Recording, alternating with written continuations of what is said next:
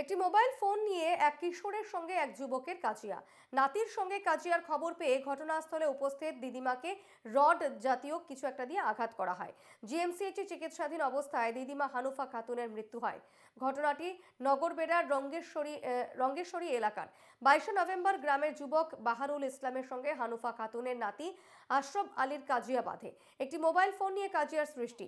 খবর পেয়ে আসাবুরের দিদিমা হানুফা খাতুন ঘটনাস্থলে যান এবং সেখানেই বাহারুল ইসলামের বাবা এবং মা হানুফাকে আক্রমণ করে।